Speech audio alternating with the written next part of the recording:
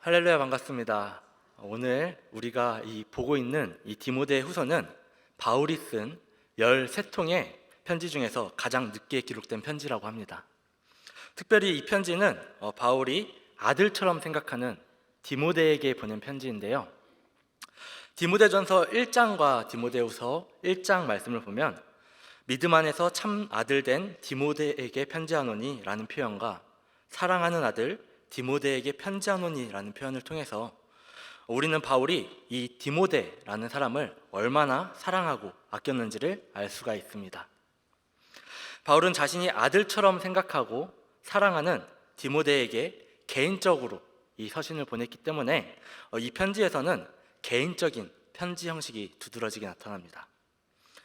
그럼에도 불구하고 우리는 단순히 바울이 한 개인에게 보낸 편지의 이상의 내용을 이 서신에서 발견하게 되는데요. 왜냐하면 바울이 이 서신을 디모데 개인에게 쓰고 있지만 그 내용에 있어서는 에베소에 있는 교회를 위하여 적은 목회적 내용이 담겨져 있기 때문입니다. 그렇게 우리가 보는 이 디모데후서는 디모데에게 전해지는 개인적인 편지임과 동시에 목회적 내용을 담은 목회 서신이라고 우리가 말을 할 수가 있습니다. 그런데 여기서 우리가 중요하게 생각할 점은 이 디모데후서가 바로 바울이 쓴 마지막 편지일 가능성이 굉장히 크다라는 것입니다. 바울은 이 편지를 쓰고 로마에서 처형되었을 가능성이 굉장히 크다라고 이야기를 합니다. 그렇게 우리가 보고 있는 이 편지는 어쩌면 이 바울의 마지막 유언과 같은 말씀이 바로 이 디모데후서 이 말씀이라는 것이죠. 본문을 유심히 보신 분들은 느끼셨을지 모르겠지만 바울은 이미 자신의 죽음을 어느 정도 예상을 했었던 것 같습니다. 이는 오늘 본문에서 선한 싸움을 싸우고 나의 달려갈 길을 마치고 믿음을 지켰다라는 그의 표현에서 우리가 알 수 있게 되는데요. 7절에 나타나는 그의 말, 달려갈 길을 마친다라는 표현에서 바울은 자신의 끝이 다가왔음을 예측하고 있었음을 보여주고 있다라는 것이죠. 우리는 이러한 상황 가운데에서 바울이 디모데에게 마지막으로 무슨 말을 전하고 있는지에 대해서 말씀을 통해서 자세하게 살펴볼 필요가 있는 것 같습니다. 먼저 바울이 디모데에게 그리고 오늘 우리에게 처음으로 전하고자 하는 메시지는 바로 선지자적인 삶을 살라는 메시지인 것 같습니다. 그렇기에 우리는 선지자란 무엇인가, 그리고 이 선지자가 누구인가에 대해서 먼저 알 필요가 있는 것 같은데요. 선지자란 바로 하나님의 특별한 부르심을 받아 하나님의 말씀을 대언하는 사람을 나타냅니다. 이 선지자는 특별히 구약에서 많이 강조되어지는 직분 중에 하나죠. 대표적으로 아브라함이나 모세, 사무엘이나 엘리야, 엘리사, 그리고 예언서에 나오는 수많은 선지자들, 예레미야, 에스겔, 다니엘 등등등 굉장히 많은 구약의 인물들이 바로 이 선지자의 역할을 감당했었습니다.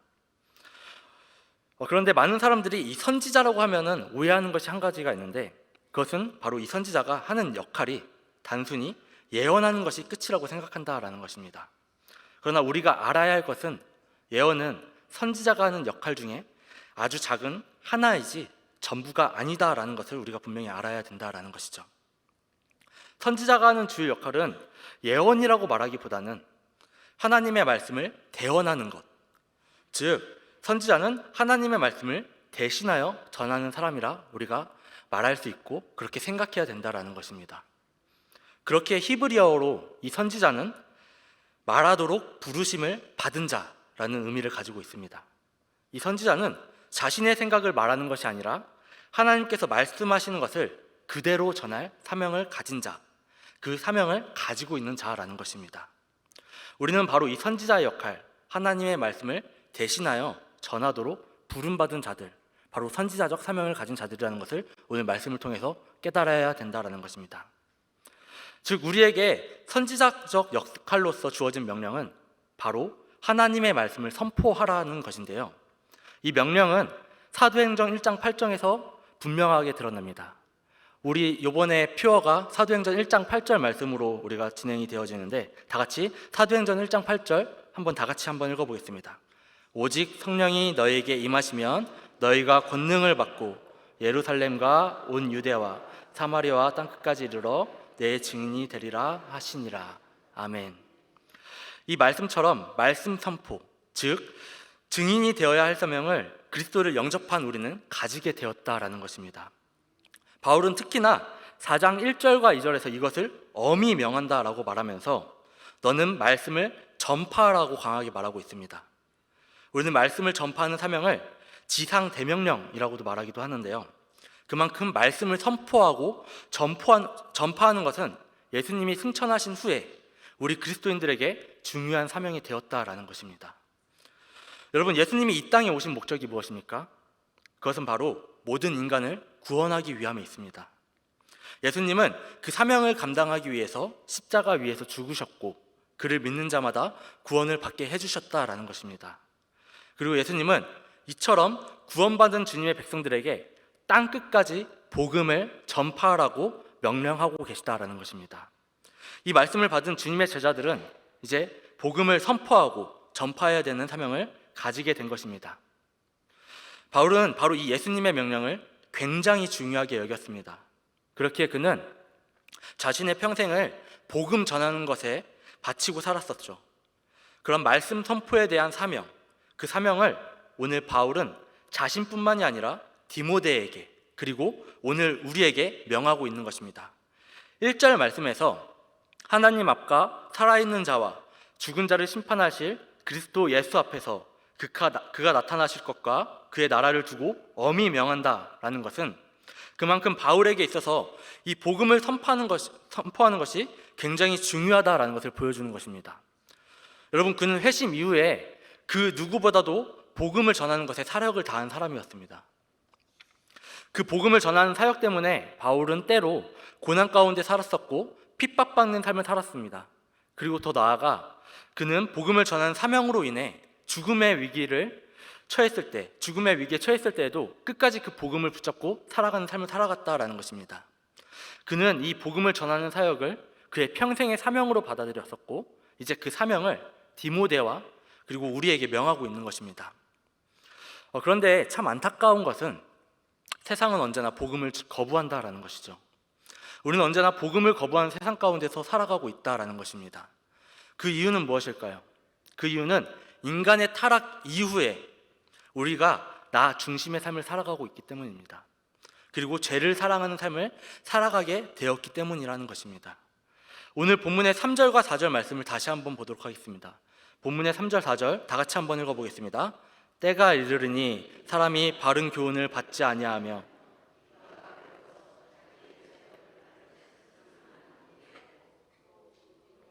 그 길을 진리에서 돌이켜 허탄한 이야기를 따르리라. 아멘. 3절 말씀을 보면 때가 이르르니 사람이 바른 교훈을 받지 않는다라고 말을 합니다. 여기서 말하는 때는 이미 바울이 살고 있는 시대를 말하는 동시에 예수님의 재림의 시기, 즉 마지막 때가 다가올수록 더더욱 사람들이 하나님의 말씀을 듣지 않고 살아갈 것이다 라고 말하는 것입니다. 시간이 지나면 지날수록 시대가 악하여지고 또 시대가 하나님과 반대편에 선다라는 것이죠. 그리고 이렇게 악해져가는 시대가 가진 특징은 바로 말씀을 듣지 않을 뿐만이 아니라 자신이 듣고 싶은 말만 듣는다라는 것입니다. 귀가 가렵다라는 것은 곧 내 귀가 듣고 싶은 말, 즐거워하는 말만을 듣겠다라는 것이죠. 이처럼 내가 듣고 싶은 말만 듣는 이 시대는 자기의 사욕, 그러니까 자기의 욕심과 자기의 이득을 위해서 스승을 만듭니다. 그것이 올바른 스승이 아닐지라도 그들이 나에게 유익이 된다면 그것을 따른다라는 것이죠. 본래 스승의 의미는 자기를 가르쳐 이끌어주는 사람을 의미를 하는데 악한 세상에서는 이 스승의 의미가 변질된다라는 것입니다. 스승을 통해 내가 배우고 싶은 것만 배우고 나에게 이득이 되는 것만 배워나가기 때문입니다. 이러한 이들의 모습은 스승의 가르침을 배운다라기보다는 스승을 이용해 먹는다라고 말을 하는 게 더욱더 정확한 표현이 아닐까 싶습니다. 이처럼 세상이 악해져 갈수록 사람들은 바른 말씀을 들으려고 하지 않습니다. 그저 듣고 싶은 이야기만 들으며 그리고 또 이용하려고만 한다라는 것입니다. 그리고 4절에서 나타나듯 인간은 계속해서 허탄한 이야기, 즉 사탄이 속삭이는 거짓된 이야기들만을 듣고 내 유익만을 따라 살아가게 된다라는 것입니다. 이러한 세상 가운데 우리가 바른 말을 하고 올바른 가르침, 곧 바른 복음을 전하려고 하면은 누가복음 21장 17절에서 기록되어져 있듯 우리는 세상 속에서 미움을 받고 또 핍박을 받는 삶을 살아가게 된다라고 말씀을 기록하고 있습니다. 누가복음 21장 17절 말씀, 또 너희가 내 이름으로 말미암아 모든 사람에게 미움을 받을 것이나 라는 이 말씀처럼 우리는 참된 복음이신 예수님의 이름을 전하려고 할 때 오히려 세상 가운데 미움받는 삶을 살아가게 될 수 있다라는 것입니다. 이것이 바로 우리가 지금 살아가고 있는 세상의 모습이다라는 것입니다. 그런데 문제는 이것이 단순히 믿지 않는 사람들 사이에서만 일어나는 일이 아니라는 사실입니다. 디모데후서 2장 17절 말씀을 보면 그들의 말은 악성 종양이 퍼져나감과 같은데 그 중에 후메네오와 빌레도가 있느니라 라고 기록을 하고 있습니다.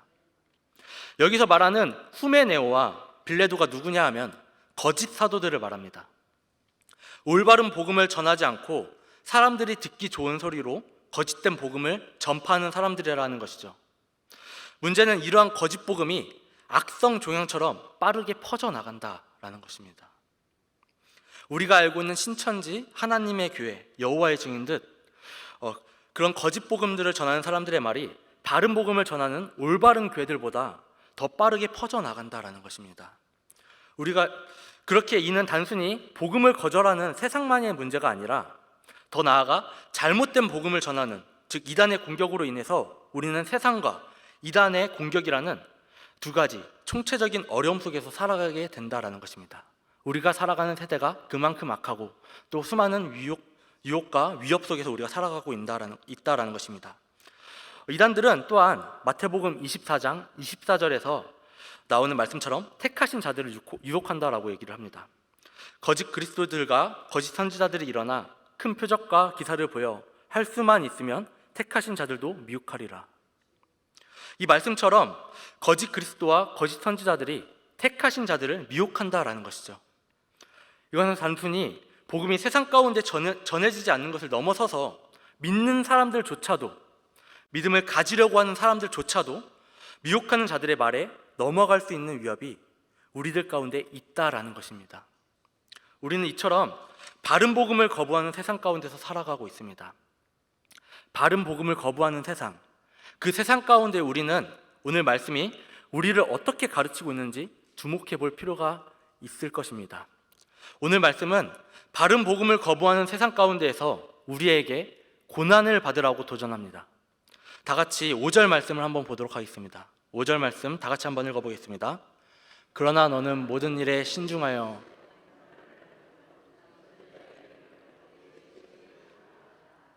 아멘.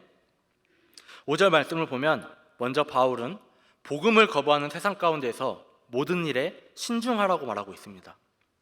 이는 이 세상 가운데에서 정신을 똑바로 차리고 살라는 말씀입니다. 여러분, 우리는 세상 가운데서 살아가는 존재들입니다. 그렇기 때문에 우리가 정신을 똑바로 차리지 않고 살아간다면 세상은 우리를 집어삼키려고 할 것입니다. 세상은 우리도 모르는 사이에 우리를 악한 길로 인도하고 주님과 멀어지게 만들 것이다 라는 것이죠. 바울은 그렇게 우리에게 먼저 신중한 삶, 즉 정신을 똑바로 차리고 세상이 나를 삼키지 못하도록 조심해야 한다라고 우리에게 권면하고 있는 것입니다. 이는 세상과는 반대되는 길을 걸어가는 자들, 즉 죄를 거부하고 하나님을 따라가는 자들에게 고난이 찾아올지라도 그 가운데 우리는 정신을 똑바로 차리고 세상을 따라가는 것이 아니라 하나님의 말씀을 따르고 살아가는 자들이 되어야 된다라는 것입니다. 바울은 이처럼 우리에게 정신 똑바로 차리고 세상에 삼켜지지 않도록 조심해라고 말하면서 또한 동시에 고난을 받으라라고 말을 합니다. 바울은 세상의 바른 복음을 따라가는 우리를 배척할 것이다라고 말을 하고 있다라는 것입니다. 그들은 언제나 복음을 받아들이기 싫어하고 거부하기 때문에 우리를 공격할 것이고 우리는 복음으로 인하여 고난의 길을 걸어가게 될 것이다라는 것을 우리에게 분명하게 말하고 있다라는 것이죠. 베드로전서 3장 17절에서는 선을 행함으로 고난 만든 것이 하나님의 뜻이라고 말합니다. 그리고 이것이 악을 행함으로 고난받는 것보다 낫다라고 말씀하고 있죠. 이는 하나님을 거부하는 세상에서 우리가 고난을 받는 것은 전혀 이상한 일이 아니며 그것은 오히려 하나님의 뜻이라고 우리에게 말하고 있다는 것입니다. 그리고 비록 우리가 복음을 거부한 이 세상에서 지금 고난을 받을지 모르지만 하나님의 때, 즉 마지막 날에는 지금 받는 고난, 하나님의 복음을 지키며 받은 이 고난의 순간들이 그 후에 받을 고난보다 낫다라는 것을 우리에게 말씀해주고 있는 것입니다. 시편 34편 19절에서 기록을 하고 있는 것처럼 의인은 고난이 많으나 여호와께서 그의 모든 고난에서 건지실 것이 분명하다라는 것입니다. 여러분, 우리는 분명 하나님의 복음을 붙잡으며 이 세상 가운데서 많은 고난을 당할 수 있습니다. 그럼에도 불구하고 이 고난은 후에 우리에게 영광이 될 것이라고 저는 믿습니다. 로마서 8장 17절에서 18절 말씀을 한번 봐보도록 하겠습니다. 자녀이면 또한 상속자 곧 하나님의 상속자요 그리스도와 함께한 상속자니 우리가 그와 함께 영광을 받기 위하여 고난도 함께 받아야 할 것이니라. 생각하건대 현재의 고난은 장차 우리에게 나타날 영광과 비교할 수 없도다. 아멘. 이 말씀처럼 우리는 하나님의 상속자요 그리스도와 함께한 상속자입니다. 이런 하나님의 상속자에게는 의무가 있습니다. 그것은 바로 그와 함께 영광 받기 위해 고난도 함께 받아야 한다라는 것입니다. 우리도 그리스도의 십자가를 지는 삶을 살아가야 한다라는 것이죠. 이 그리스도의 십자가를 지는 삶, 그것은 바로 오늘 본문의 5절에 기록되었듯 고난을 받으며 전도자의 일을 하며 내 직무를 다하는 것입니다. 고난을 받으며 전도자의 일을 하는 것, 곧 하나님의 말씀을 대언하여 이 세상 가운데에 복음을 전파하는 것이 바로 우리가 감당해야 하는 삶이라는 것입니다. 즉 우리는 선지자적 삶, 하나님의 부르심에 응답하여 복음을 거부하는 이 세상 가운데 바른 복음을 선포하며 살아가야 하는 그리스도의 상속자라는 것을 우리가 기억해야 한다라는 것입니다. 이곳에 모인 우리가 그리스도의 상속자로서 때를 얻든지 못 얻든지 항상 복음을 붙잡고 살아간다라면 분명 주님께서는 지금 우리가 받는 고난 속에서 우리를 건져내시어 주님의 영광 가운데 살아가는 삶을 허락해 주실 것이라고 믿습니다. 첫 번째로 우리가 이제 선지자적 삶을 살아가야 한다라는 이야기를 나누었다면 두 번째로 우리가 나눌 이야기는 바로 신학의 본보기가 되라라는 말씀입니다. 다 같이 본문 6절에서 7절 말씀 보도록 하겠습니다. 본문 6절에서 7절 다 같이 한번 읽어보겠습니다. 전제와 같이 내가 벌써 부어지고 나의 떠날 시간이 가까웠도다. 나는 선한 싸움을 싸우고 아멘. 오늘 사도 바울은 전제와 같이 내가 벌써 부어지고 나의 떠날 시간이 가까워졌다고 말하고 있습니다. 여기서 바울이 말하고 있는 전제란 구약시대에 행해진 제사 방법 중에 하나인데요, 어린 양을 제단 위에 불사르기 전에 피를 상징하는 포도주를 붓는 의식이 바로 전제를 말합니다. 바울이 오늘 전제와 같이 부어졌다라고 말한 말의 의미는 자신의 청춘을 다 바쳤다라는 의미로 자신의 마지막 한 방울의 피까지도 다 드린다라는 의미를 가지고 있습니다. 즉 로마서 12장 1절에서 너희 몸을 하나님이 기뻐하시는 거룩한 산 제물로 드리라라는 말씀처럼 자신을 산 제물로 드린다라는 것이죠. 바울은 전제와 같이 내가 부어졌다라고 말하면서 나의 떠날 시간이 가까웠도다라고 말합니다. 이는 바울이 자신의 끝, 떠날 시간이 가까이 왔음을 직감하고 있었다라는 것입니다. 자신의 날이 얼마 안 남았다라는 것을 직감한 바울은 디모데에게 나는 선한 싸움을 다 싸웠다. 이제 내가 달려갈 길을 마치고 믿음을 지켰으니 너 또한 끝까지 믿음을 지키는 삶을 살아라라고 권면하고 있는 것입니다. 그는 자신의 삶을 통하여서 디모데와 우리에게 신앙의 본보기가 무엇인지 보여주고 있는 것입니다. 이처럼 우리에게는 바울과 같은 성경 속 멘토들이 있습니다. 그들은 모두 믿음으로 살았던 사람들인데요, 히브리서 11장 말씀을 보면 4절에서 믿음으로 아벨은 가인보다 더 나은 제사를 드림으로 의로운 자라 불렸고, 5절에서 믿음으로 에녹은 죽음을 보지 않고 옮겨졌으며, 7절에서 믿음으로 노아는 방주를 준비하여 그 집을 권했고, 8절에서 믿음으로 아브라함은, 9절에서 믿음으로 이삭과 야곱은 믿음으로 계속해서 믿음으로라는 단어를 강조하고 있다는 것을 볼 수가 있습니다. 또한 우리는 히브리서 11장 6절 기록된 말씀을 보며 믿음이 없이는 하나님을 기쁘게 하지 못한다라는 것을 깨닫게 되죠. 즉 우리는 믿음으로 살아가야 하며 믿음으로 따라가야 할 본보기가 되어야 한다는 것을 말씀은 분명하게 우리에게 전하고 있다는 것입니다. 에베소서 2장 20절 너희는 사도들과 선지자들의 터 위에 세우심을 입은 자라 그리스도 예수께서 친히 모퉁이 돌이 되셨느니라. 이 말씀처럼 우리는 우리에게 복음을 전해준 사도들과 선지자들을 통하여서 복음을 받아들였고, 예수님은 우리의 모퉁이돌, 즉 신앙의 기초가 되어주셨습니다. 우리는 이러한 사실을 믿음으로 나아가야 하며 우리의 선지들과 같이 믿음의 본보기가 되어야 한다라는 것입니다. 그리고 더 나아가서 우리는 실패한 본보기가 되지 말아야 할 것입니다. 고린도전서 10장 11절 말씀을 보면 그들에게 일어난 이런 일은 본보기가 되고 또한 말세를 만난 우리를 깨우치기 위하여 기록되었느니라 라고 기록하고 있습니다. 오늘 이 고린도전서에서 말하고 있는 본보기는 믿음으로 살았던 선진들의 모습이 아니라 이스라엘의 실패의 본보기를 보여줍니다.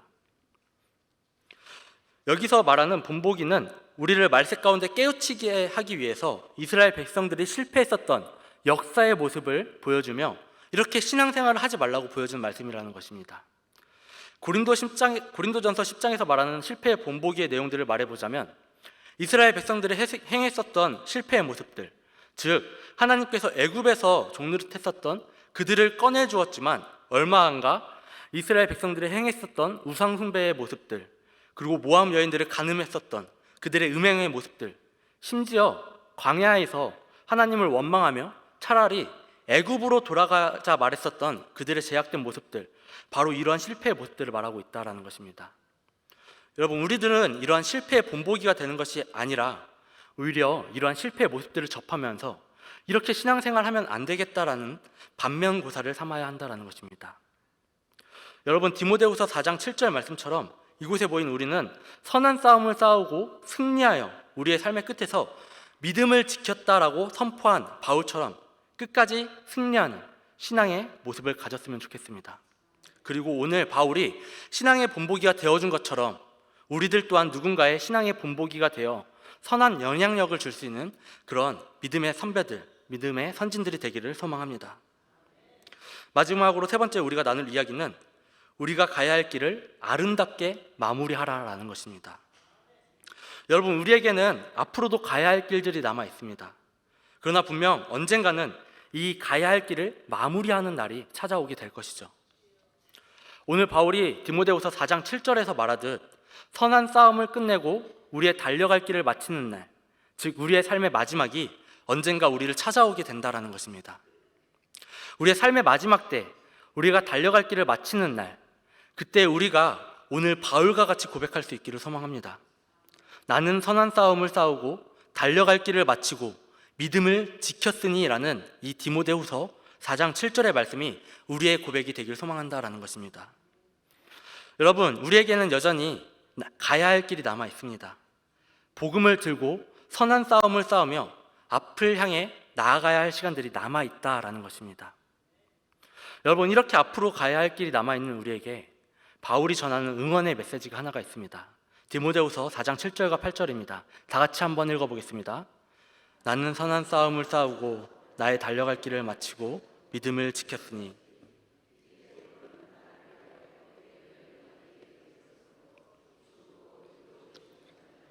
그날에 내게 주실 것이며 내게만 아니라 주의 나타나심을 사모하는 모든 자에게도니라.